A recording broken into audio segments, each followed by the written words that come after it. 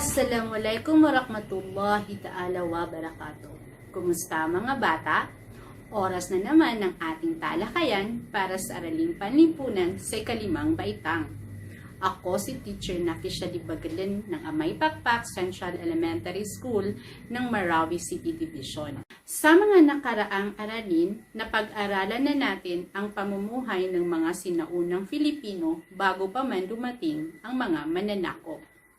Ngayon, sa unang aralin na ikalawang markahan, ang ating tatalakayin ay ang pananakop ng mga Espanyol sa Pilipinas. Mga bata, tara, alamin natin ang mga pangyayaring naganap sa ating mga ninuno sa panahon ng kolonisasyon. Naging hudyat ng darating na malaking pagbabago sa kalagayan ng mga pamayanan ng mga sinaunang Pilipino ang isang pangyayari noong 1521. Ang pagdating ng manlalayag na si Ferdinand E. Magellan sa kapuluan ng Pilipinas ang nagbigay daan sa malaking pagbabagong kakaharapin ng mga Filipino sa mga dayuhang Espanyol. Ito ay ang pag-iral ng kolonyalismo. Ang salitang kolonyalismo ay tumutukoy sa isang patakaran ng tuwirang pagkontrol ng malakas na bansa sa isang mahinang bansa. Isinasagawa ang kolonyalismo sa pamamagitan ng pagkontrol sa kalagayang pampolitika ng isang bansa, sa paninirahan sa lugar, at sa pagkontrol sa paglinang ng likas na yaman nito. Tinatawag na kolonya ang lugar o bansang tuwirang kinontrol at sinakop ng malakas na bansa. Ang kolonyalismo ay isang uri ng imperialismo. Ang imperialismo naman ay tumutukoy sa pakikialam o tuwirang pananakop ng isang makapangyarihang bansa sa ibang lupain upang isulong ang mga pangsariling interes nito. Ang kolonyalismo ang unang yugto ng imperialismo ng mga kanluranin. Nagsimula ang pagsagawa ng kolonyalismo sa daigdig nang magtagumpay ang mga kanluranin sa pagtuklas ng mga bagong lupain. Ang panahong ito ay tinawag na panahon ng paggalugad at pagtuklas na naganap mula ika-15 hanggang ika-17 siglo. Nanguna ang Portugal at Spain sa paglalayag sa malalayong lugar at pagtuklas ng mga bagong lupain noong panahon ng paggalugad at pagtuklas. Nagkaroon ng kompetisyon sa pagitan ng Spain at Portugal. Naging mahigpit ang tunggalian sa pagitan ng dalawang bansa sa pagtuklas at pananakop ng mga bagong lupain. Mga bata, alam ba ninyo kung bakit hinangad ng mga Espanyol ang tumuklas ng mga bagong lupain? May tatlong pangunahing dahilan ng pagsusumikap ng Spain na makatuklas ng mga lupain. Ito ay ang God, Gold, at Glory. God, layo ng mga Espanyol na maipalaganap ang relihiyong Kristyanismo. Gold, ninais ng mga Espanyol na makuha ang mga kayamanang taglay ng mga masasakop na lupain. At Glory, hinangad ng mga Espanyol na makamit ang karangalan at kapangyarihan bilang nangungunang bansa sa paggalugad ng mga bagong lupain. Alam ba ninyo ang mga bahaging ginampanan ni Magellan sa kasaysayan ng Pilipinas? Itinuturing na isa sa pinakamatagumpay na paglalayag noong panahon ng paggalugad at pagtuklas o ang Age of Exploration and Discovery ang ekspedisyon na pinamunuan ni Ferdinand Magellan noong 1519 hanggang 1522. Si Magellan na isang Portugis na naglingkod sa hari ng Spain sa pamamagitan ng pamumuno sa maambisyong ekspedisyon. Ito ay ang paghahanap ng bagong rota patungong Moluccas Islands na kilala rin bilang Spice Islands. Noong taong 1518, inihain ni Magellan ang kanyang balak na ekspedisyon kay Haring Carlos I ng Spain. Tinanggap ng hari ang alok ni Magellan na ipagkakaloob sa Spain ang mga lupaing matutuklasan ng kanyang ekspedisyon. Nagsimula ang ekspedisyon ni Magellan noong Setyembre 20, 1519. Binigyan siya ng 5 barko na may mga pangalang Trinidad, Concepcion, San Antonio, Santiago at Victoria. Kasama ni Magellan ang tinatayang nasa mahigit 200 tauhan, kabilang si Antonio Fegapeta na isang manlalakbay at iskolar na nagtala ng mahahalagang detalye sa naging paglalayag. Tinawid ng ekspedisyon ni Magellan ang Atlantic Ocean patungo sa dulong timog ng South America. Noong Oktubre 21, 1520, natuklasan niya ang anyong tubig na nag-uugnay sa Atlantic Ocean at Pacific Ocean. Tinawag itong Strait of Magellan bilang parangal sa kanya. Pakatandaan ng ekspedisyon ni Magellan ay ang nagpatunay na ang mundo ay bilog. Noong Marso 16, 1521, natanaw ni Magellan ang pulo ng Humunhon. Pinangalanan niya itong Archipelago de San Lazaro dahil kapistahan ng naturang santo ang araw na iyon. Sa unang pagkikita ng mga Espanyol at ng mga Filipino, ano kaya ang naging reaksyon ng mga katutubong Pilipino? Noong Marso 17, 1521, dumaong ang mga Espanyol sa pulo ng Humunhon at naging mabuti ang pagtanggap ng mga katutubo sa kanila. Pagkaraan ng 1 linggo, nilisa ni Magellan ang Humunhon at nagtungo sa pulo ng Limasawa. Sa pulo ng Limasawa, nagkita sina Magellan at Raja Colombo, ang pinuno ng Limasawa. Naging mabuti rin ang pagtanggap ni Colombo sa mga Espanyol. Nakipagsanduguan si Magellan kay Colombo bilang tanda ng pagkakaibigan ng dalawang pinuno.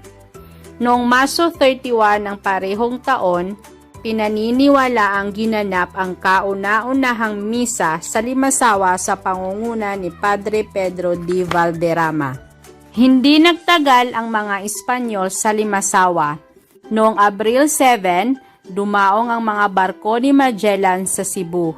Tulad sa Limasawa, naging magilyo din ang pagtanggap ni Raja Humabon, ang pinuno ng Cebu sa mga dayuhan. Isinagawa din nila ang sanduguan at ang sinasabing kauna-unahang pagbibinyag sa mga katutubo.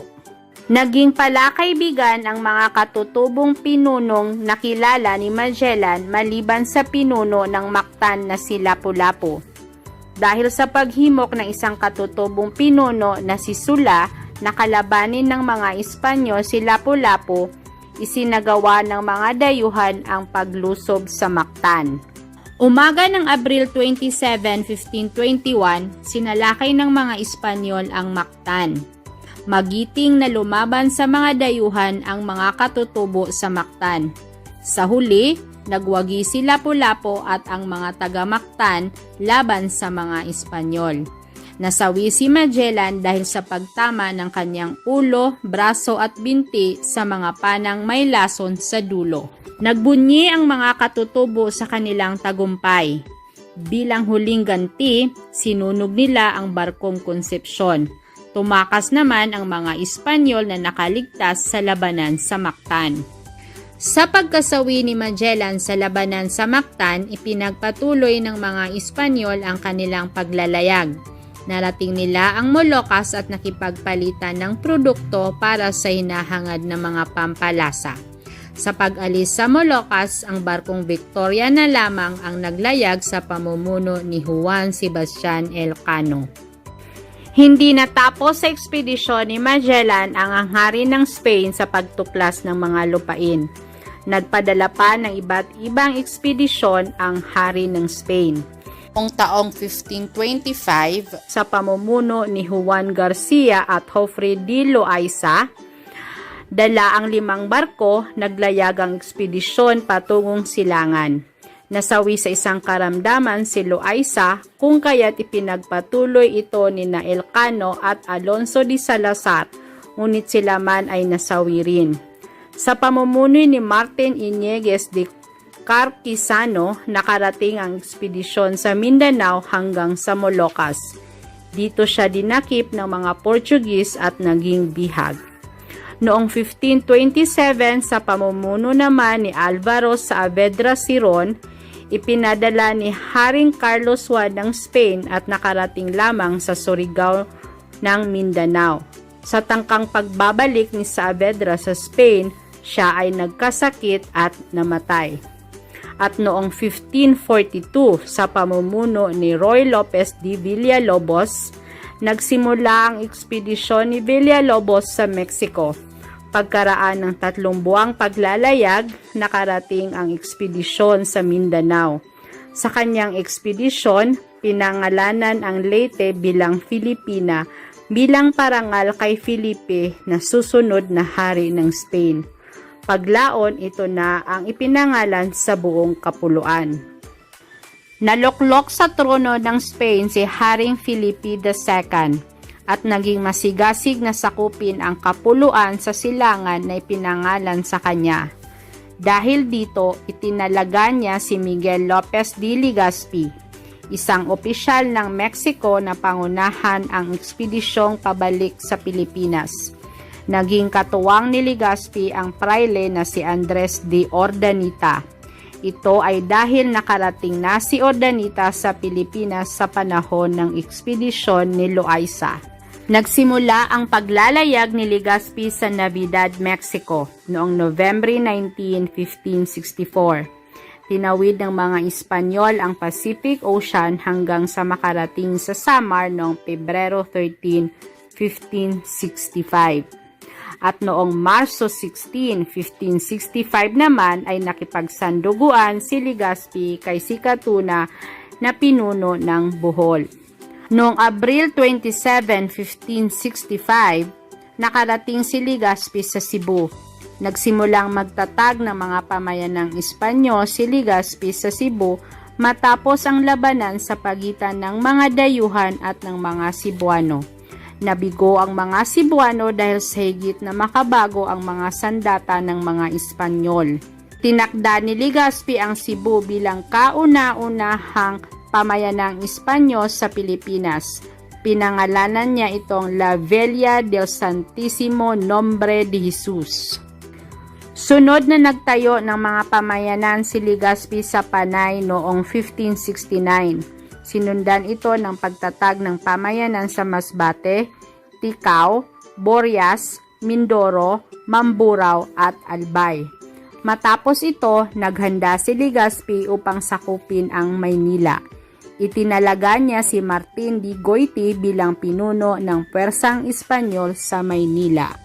Noong una ay magiliw ang pagtanggap ni Raja Sulaiman at Raja Matanda sa mga Espanyol sa paniniwalang kapayapaan at pakikipagkaibigan ang layunin ng mga Espanyol sa Pilipinas.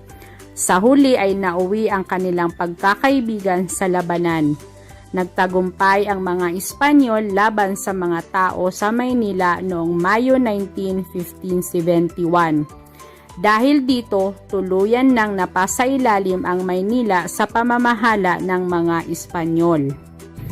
Nangako ang mga naninirahan sa Maynila ng kanilang katapatan sa bagong pinuno. At noong Hunyo 24, 1571, kinilala ang Maynila bilang isang syudad o lungsod ng Spain. Nagpatuloy ang pananakop ng mga Espanyol pagkaraan sakupin ang Maynila. Pinangunahan ni Juan de Saucedo, apo ni Legazpi, ang pagsakop sa mga karatig lugar ng Maynila hanggang sa mga pamayanan sa timog ng Luzon at Bicol. Nakarating din siya sa hilagang bahagi ng Luzon, patungong Cagayan at pabalik ng Maynila. Napasailalim din sa kapangyarihan ng Spain ang mga pamayanan sa gitnang Luzon sa pamumuno ni Martin de Goiti. At dyan muna nagtatapos ang ating talakayan. Hanggang sa muli, wassalam!